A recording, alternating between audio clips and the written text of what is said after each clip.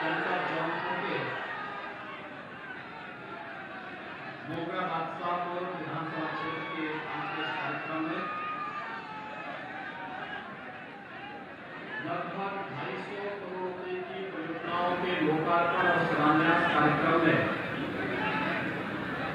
मंच पर उपस्थित भारतीय जनता पार्टी के प्रदेश के लोकप्रिय अध्यक्ष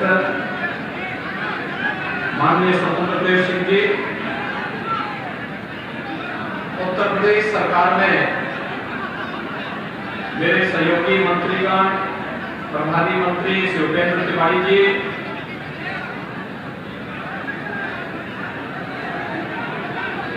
जनपद जौनपुर के सदर विधानसभा क्षेत्र से विधायक और प्रदेश सरकार में मंत्री श्री गिरीश चंद्र यादव जी,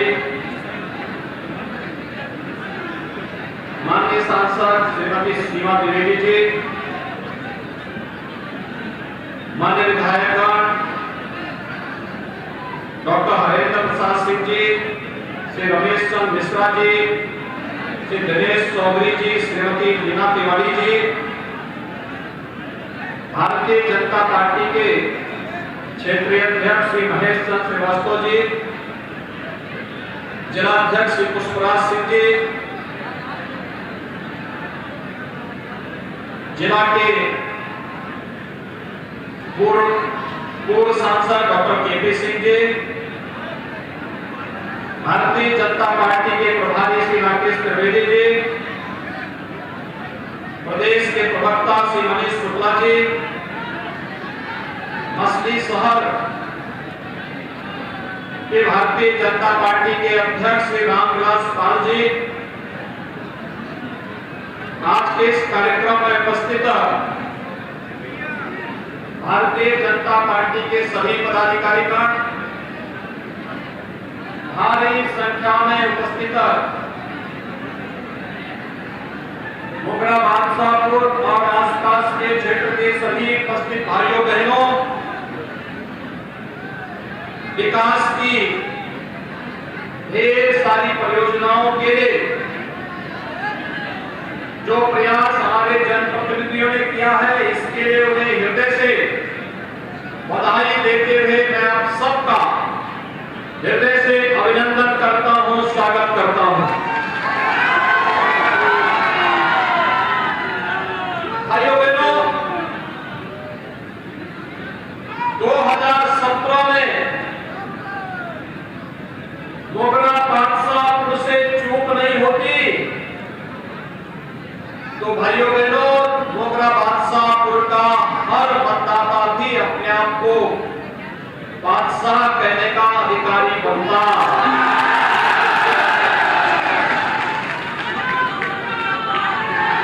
आज तो आप पर एक ठप्पा लग गया है और वह ठप्पा लग गया है दल बदलू का।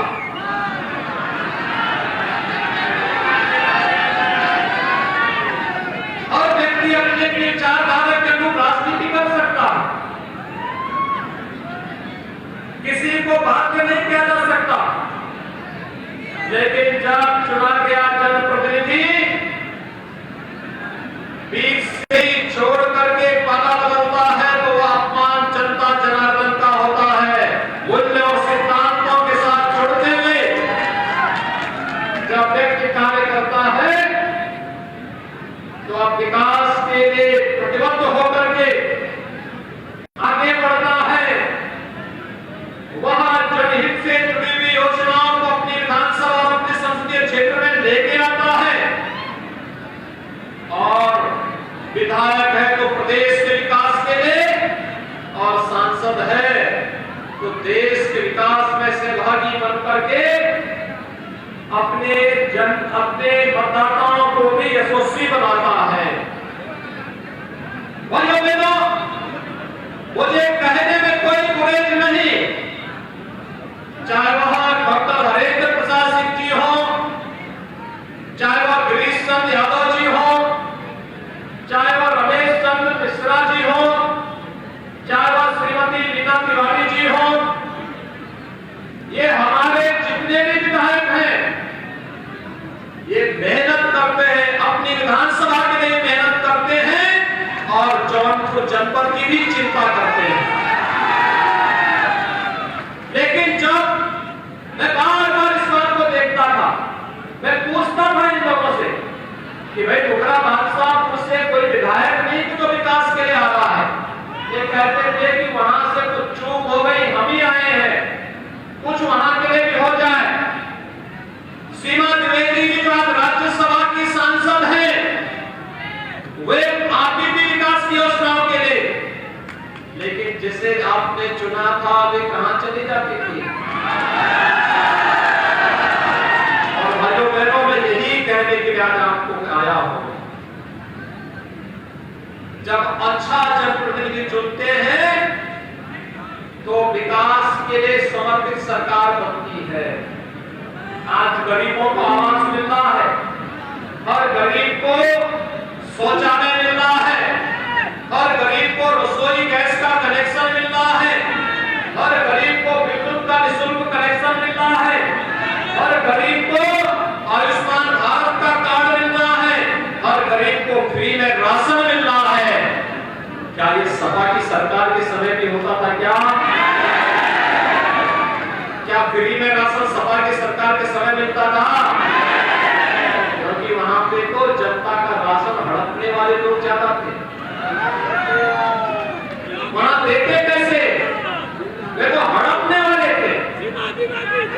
क्या मोहन जी की सरकार के समय में होता था? वहां पे तो हाथी का पेट ही अपने आप इतना बड़ा था कि पता नहीं लगता था कहां जाए।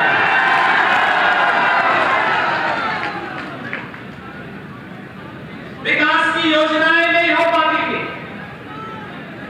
मैं आपसे पूछना चाहता हूं, भाइयों बहनों, आपदा के समय को छोड़ दो, लेकिन शेष सामान्य दिनों में 2017 से हम लोगों ने प्रदेश के अंदर एक समान बिजली वितरण की व्यवस्था की। हमने भेदभाव नहीं किया कि हम बदलापुर में बिजली देंगे, लेकिन हम मुखरा बादशाहपुर में नहीं देंगे, कभी नहीं कहा। हमने कहा अगर बदलापुर में मिलेगी तो मुखरा बादशाह और अंबिकपुर में ही हम बिजली देंगे, क्योंकि वहां की जनता की हमारी जनता है। हमने भेद नहीं कहा किया कि राजधानी लखनऊ में बिजली आएगी, गोरखपुर में बिजली आएगी, काशी में बिजली आएगी, जौनपुर में नहीं आएगी। हमने कहा नहीं, जैसे गोरखपुर, लखनऊ, काशी में बिजली है, वही बिजली जौनपुर में भी बिजली चाहिए। क्या 2017 के पहले भी ऐसे होता था?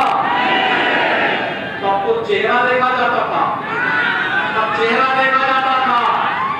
कुछ जनपदों को बिजली, 4 जनपदों को बिजली, 71 जनपद अंधेरे में, सड़कें नहीं बनती थी। जहां से गड्ढे सड़कों पर प्रारंभ हो जाए, पता लग जाता था उत्तर प्रदेश आ गया। सायकाल जहां से मेरा प्रारंभ होता था, पता लग जाता था उत्तर प्रदेश आ गया। जहां पे चोरी, डकैती, अपहरण, वाहन बेटियों की इज्जत तार-तार करने वाली स्थिति देखने को मिलती थी, ये उत्तर प्रदेश का नजारा था। हर पर्व और त्योहार के पहले जहां बड़े-बड़े दंगे होते थे, वो उत्तर प्रदेश के रूप में उस समय इन लोगों ने इस प्रकार की कुख्याति उत्तर प्रदेश को दिलाई थी।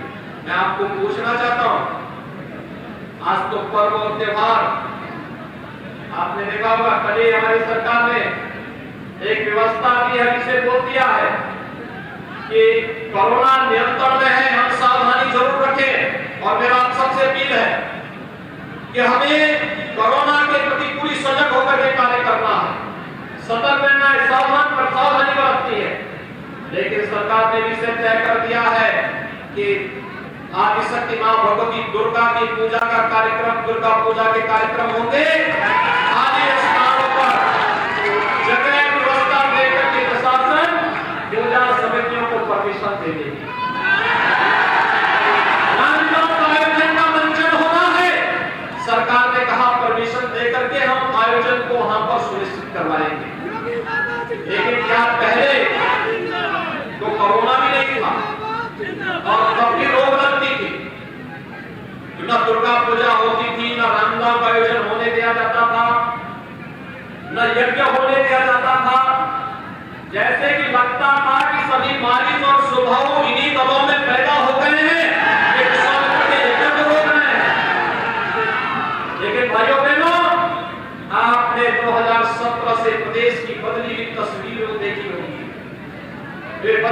तस्वीर लोक कल्याणकारी योजनाओं का लाभ भी हर गरीब को, हर किसान को, हर नौजवान को, हर महिला को बिना भेदभाव के मिलता है।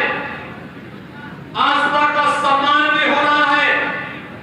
बड़े बड़े विकास के प्रोजेक्ट भी आ रहे हैं। वर्षों से लंबित शहीद उमानाथ सिंह मेडिकल कॉलेज बाट जो रहा था कब प्रारंभ होगा, कब प्रारंभ होगा। और मुझे आपको बताते प्रसन्नता है कि बहुत शीघ्र आदरणीय प्रधानमंत्री जी के कर कदमों से हम लोग जौनपुर के शहीद उमानाथ सिंह मेडिकल कॉलेज का शुभारंभ लेकर के जौनपुर वासियों को विश्वस्तरीय स्वास्थ्य की शिक्षा जौनपुर के अंदर ही उपलब्ध करवाने का कार्य भी करेंगे। जौनपुर भाइयों बहनों किस मामले में कम था? आपके जौनपुर के साथ तो पंडित दीनदयाल उपाध्याय जी की स्मृति जुड़ी हुई। इसी जौनपुर को उन्होंने अपना कर्म क्षेत्र बनाया था। और भाइयों बहनों ये जौनपुर की जब बात आती है तो जौनपुर की इमरती दुनिया के अंदर विख्यात है। इमरती की विकास आप दुनिया में पहुंचाए हैं। जौनपुर के इत्र के माध्यम से भी जौनपुर की खुशबू दुनिया के अंदर जाती थी। हमारी सरकार फिर से प्रयास कर रही है ये फिर से यहाँ की मिठास और यहाँ की खुशबू देश और दुनिया के सामने पहुंचे और उसके लिए विकास की योजनाओं के साथ उन सबको मिलकर के आगे बढ़ना होगा।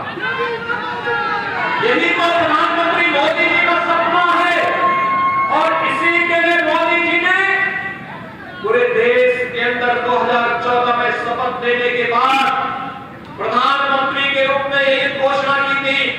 उन्होंने तब कहा था जब उनसे पूछा गया सरकार का लक्ष्य क्या, उन्होंने कहा सबका साथ सबका विकास।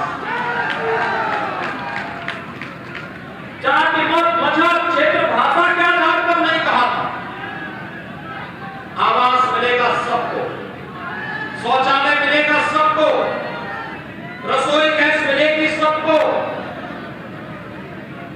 विद्युत कनेक्शन मिलेगा सबको, आयुष्मान भारत का कार्ड मिलेगा हर एक गरीब को और राशन भी मिलेगा सबको।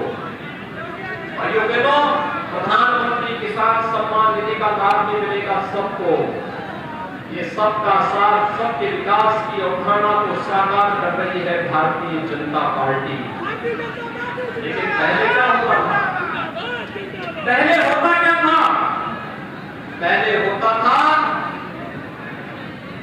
कि मैं और मेरा खानदान, उससे बाहर कोई नहीं निकलता।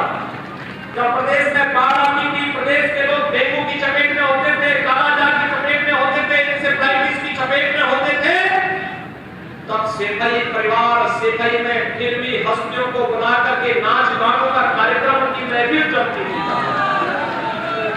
तब प्रदेश की जनता जनार्दन दिखाई नहीं देती थी। लेकिन आज कहीं कोई घटना होती है, प्रदेश सरकार जनता जनार्दन के पास पहुंचती है। हमारे सांसद, हमारे विधायक, हमारे मंत्री स्वयं आप पहुंचते हैं, प्रधानमंत्री जी स्वयं इसकी समीक्षा करते हैं और हमारा प्रयास होता है कि हर एक पीड़ित परिवार को समय से राहत उपलब्ध करवाते हैं। जब देश महत्वपूर्ण होता है, देश की सुरक्षा की चिंता होती है। याद करिए कांग्रेस के लोग भी आपके पास आएंगे, बड़ी बड़ी घोषणाएं करेंगे, लेकिन याद करिए इनके समय में चीन जब देश के अंदर घुसपैठ करता था, ये लोग क्या कहते थे कि चुप हो जाओ, कुछ बोलना मत चीन के खिलाफ। लेकिन आपने मोदी जी के समय कार्यकाल में देखा है, चीन ने घुसपैठ की, भारत की सेना सामने अड़ गई, चीन को पीछे हटने के मजबूर होना पड़ा। ये भारत का सौर्य है। पाकिस्तान ने पुलवामा में जुर्मत की तो भारतीय सेना पाकिस्तान के अंदर घुस करके आतंकी कैंपों को नष्ट करने का कार्य कर दी। ये भारत का सौर्य पराक्रम है। ये पहले भी था, लेकिन नेतृत्व देश के अंदर वैसे नहीं था जैसे मोदी जी के नेतृत्व में भारत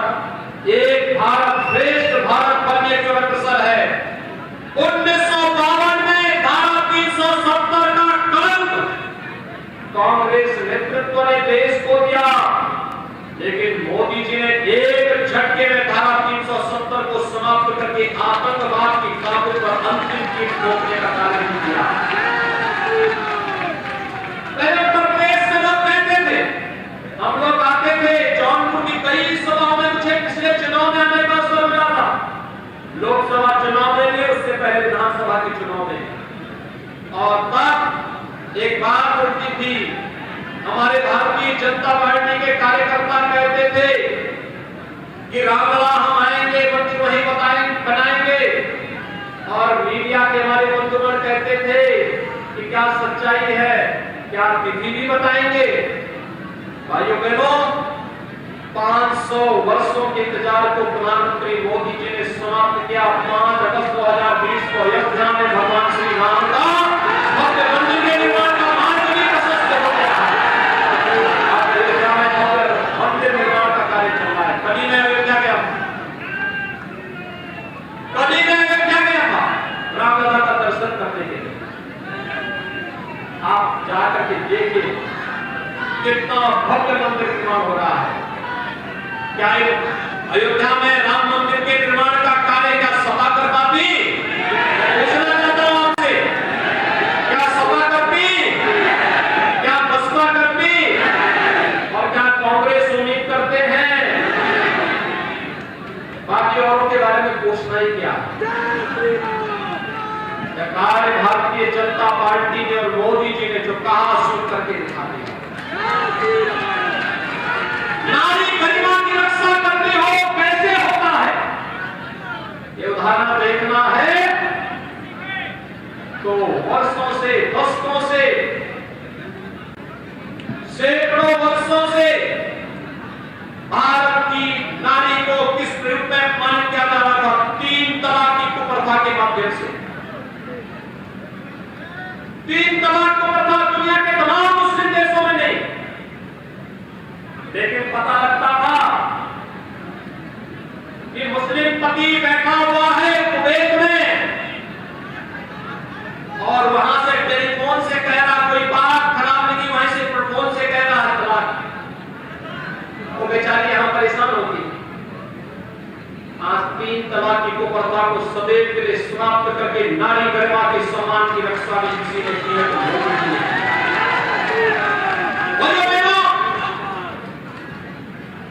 देश के अंदर उन सभी कुप्रथाओं को, रूढ़िगत प्रथाओं को, राष्ट्र की सुरक्षा में बाधक उन तत्वों को दरकिनार करते हुए एक भारत श्रेष्ठ भारत की परिकल्पना को साहब मोदी जी के नेतृत्व में वर्तमान में देश आगे बढ़ा रहा है।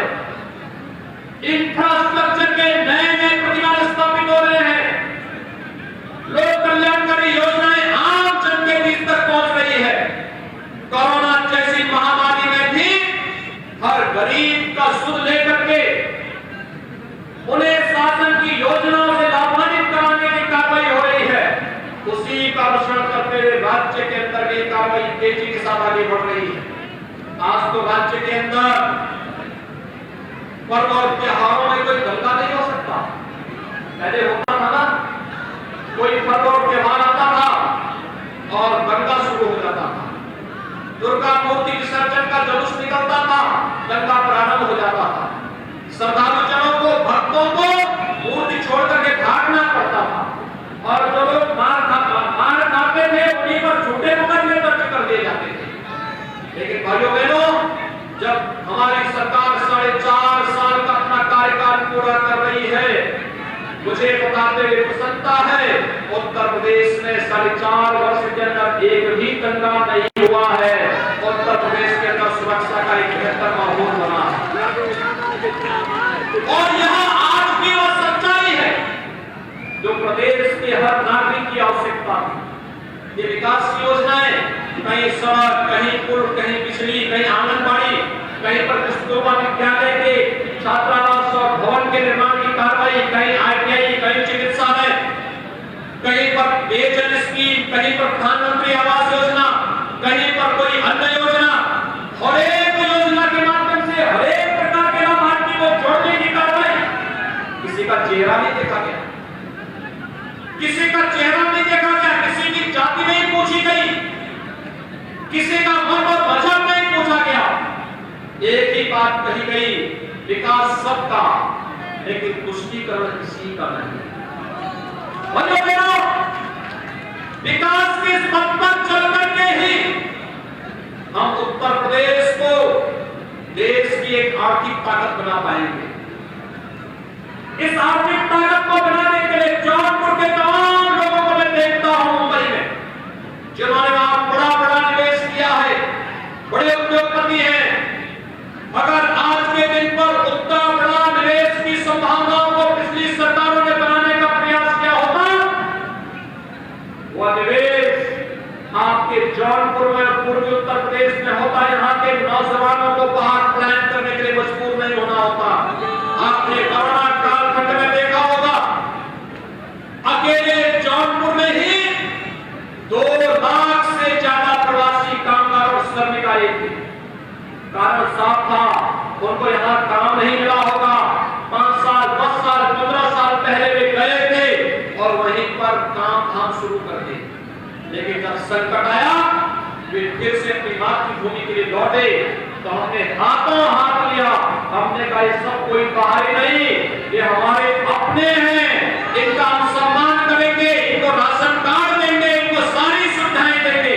और आज वह विकास की प्रक्रिया के साथ जुड़ रहा है। ये माहौल 2017 के पहले भी बनाया गया होता तो मुंबई में यहाँ का जो निवेशक है, यहाँ का जो उद्योगपति है, वह जौनपुर में ही निवेश करता, यहाँ के नौजवानों को यहीं पे रोजगार देता, यही नौकरी देता। विकास और एक्सपोर्ट का एक हब बनता है क्षेत्र। विकास की प्रक्रिया तेजी के साथ आगे बढ़ती, लेकिन पिछली सरकारों में विकास की सोच नहीं थी। वे केवल अपना विकास करना चाहते थे, उन्हें प्रदेश के विकास की चिंता नहीं थी, जनता के विकास की चिंता नहीं थी, किसानों की चिंता नहीं थी, युवाओं की चिंता नहीं थी। युवा नौकरी के लिए भटकता था और एक खानदान जैसे नौकरी के विज्ञापन निकलते थे, एक खानदान झोला निकल करके वसूली के लिए निकल पड़ता था।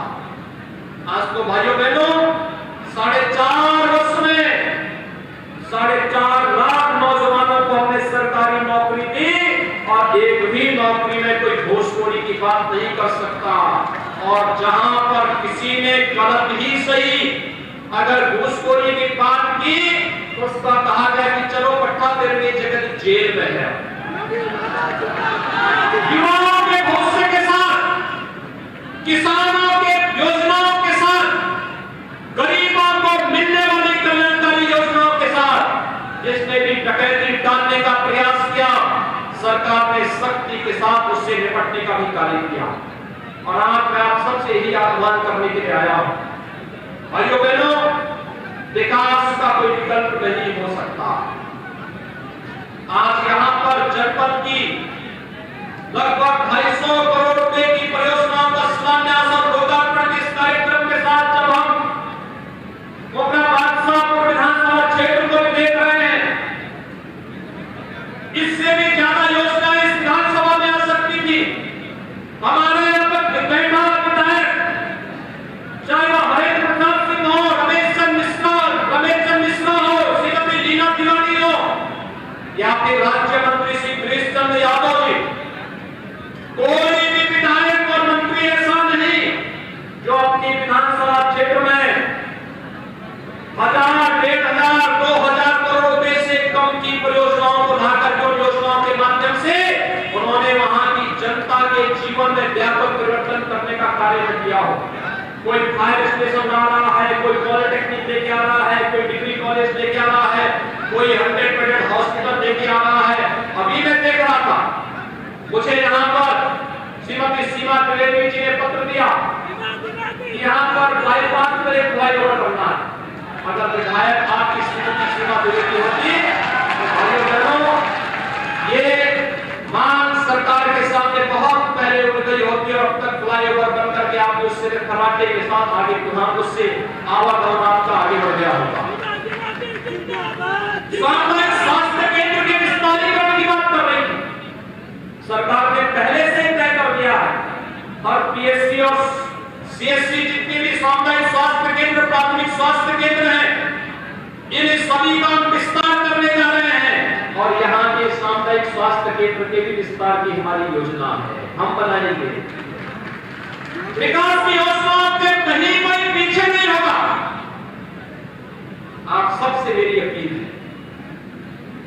राजनीति मूल्य और आदर्शों की होनी चाहिए, राजनीति सिद्धांतों की होनी चाहिए, विकास की होनी चाहिए। ये जातिवाद की राजनीति, ये राजनीति प्रदेश का बेड़ा गर्क की, प्रदेश के नौजवानों के सामने पहचान पर संकट खड़ा की, प्रदेश के अंदर दंगाग्रस्त प्रदेश बना दिया। आज प्रदेश के अंदर विकास और सुशासन का राज्य है, कानून व्यवस्था सुदृढ़ है। आज प्रदेश के अंदर भय मुक्त और दंगा मुक्त वातावरण दिया गया है।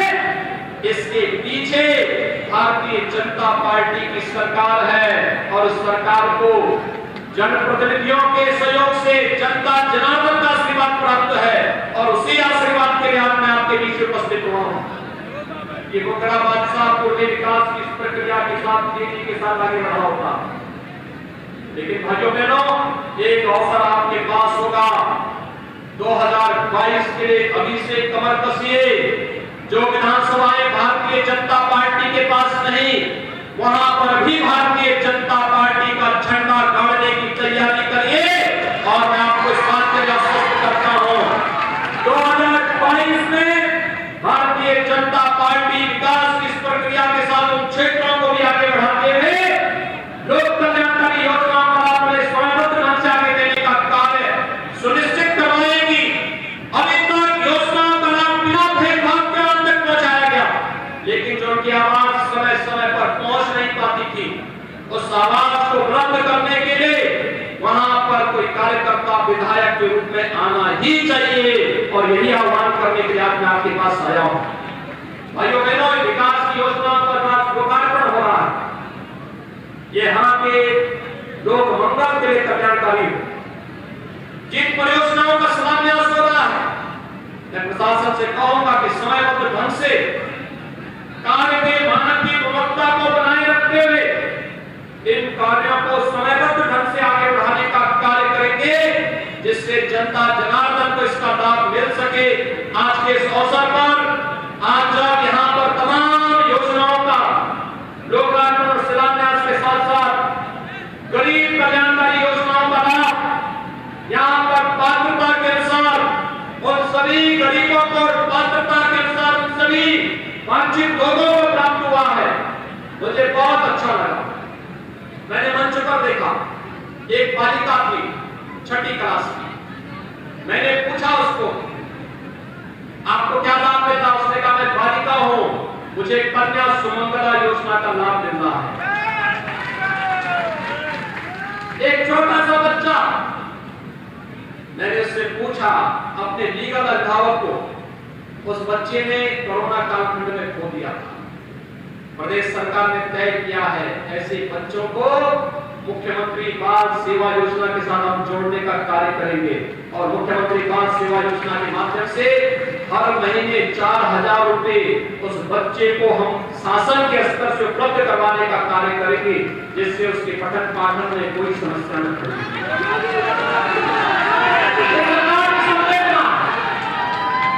कोई गरीब आया था जिसके पास आवास नहीं, कोई आया था किसी को यहाँ पर ऋषि सखी के रूप में मान्यता मिल रही है, कोई आया था जिसको जल जीवन मिशन में पानी का कनेक्शन दिया जा रहा है। ये बदलते हुए उत्तर प्रदेश की एक नई तस्वीर है और बदलते इस नए उत्तर प्रदेश के लिए और उन्नति से आगे बढ़ सके, उत्तर प्रदेश